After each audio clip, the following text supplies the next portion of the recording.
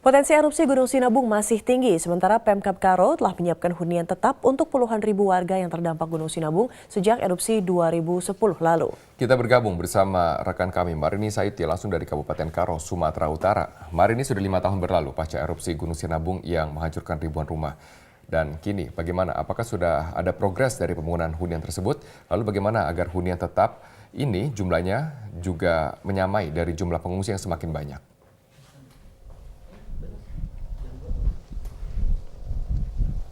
Ya, Widya dan Robert, sebelumnya saya akan mengupdate kondisi Gunung Sinabung terkini. Tadi sekitar pukul 12 ada Gunung Sinabung kembali meluncurkan awan panas guguran, dan ini artinya selama 12 jam terakhir telah terjadi 7 kali awan panas guguran dengan jangkauan lebih dari 20 km ke arah tenggara Gunung Sinabung.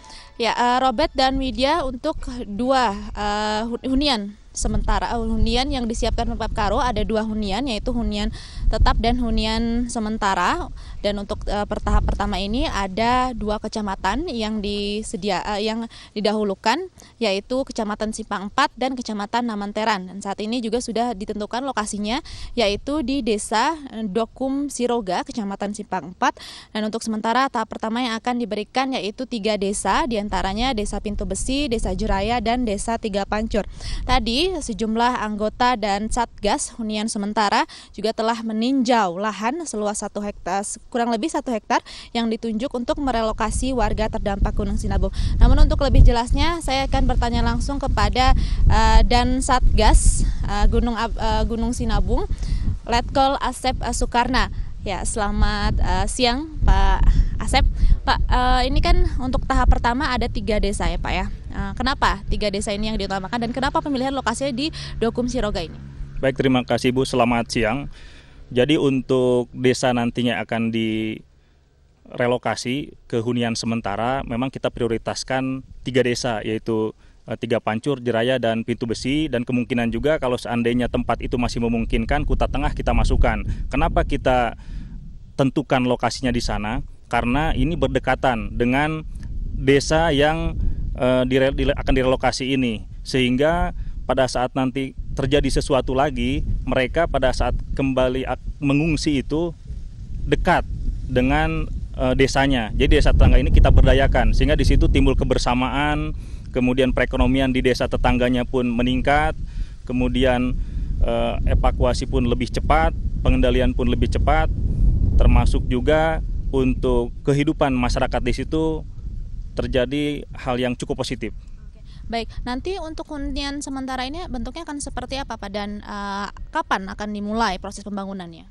Baik, untuk hunian sementara ini kita sudah melaksanakan rapat koordinasi dengan Pemkab Karo, Bupati, BPBD, termasuk dinas terkait yaitu PU, sudah diserupai ke lapangan, kemudian sudah kita ukur, sudah kita koordinasikan dengan pemilik lahannya juga, sehingga nanti akan segera direncanakan. Saat ini di PU sedang dibuat RAB-nya, sehingga dalam waktu dekat akan segera direalisasikan. Dan untuk bentuk dari hunian sementara itu dalam bentuk rumah atau los seperti jambur, dan itu terbuat dari bambu dengan rumpia-rumpia seperti itu, sehingga untuk kedepannya ini bisa digunakan terus oleh pengungsi, dan apabila nanti kondisinya aman mereka bisa kembali ke desanya. Kemudian pada saat terjadi kembali seperti ini, dan itu bisa digunakan lagi oleh warga yang mengungsi di desa yang terdekat ini, itu lebih cukup efektif. Oke, baik. Tapi untuk fasilitas listrik dan air itu nanti bagaimana? Apakah memang sudah disediakan dan disubsidi untuk selanjutnya?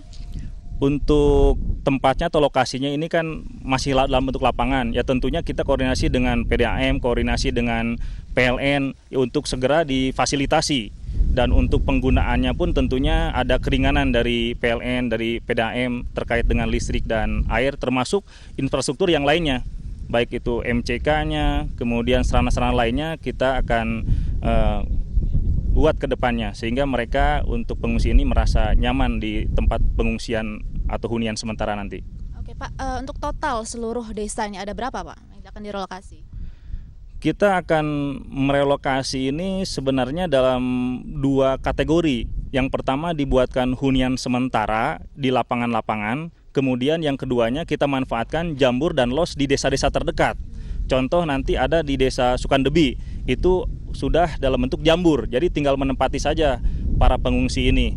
Diambil dari desa terdekat, misalnya di Sukandebi kita ambilkan di situ desa Kutarakyat, nah, tinggal di situ. Kemudian sarana prasarana yang masih kurang kita perbaiki dan kita tambah.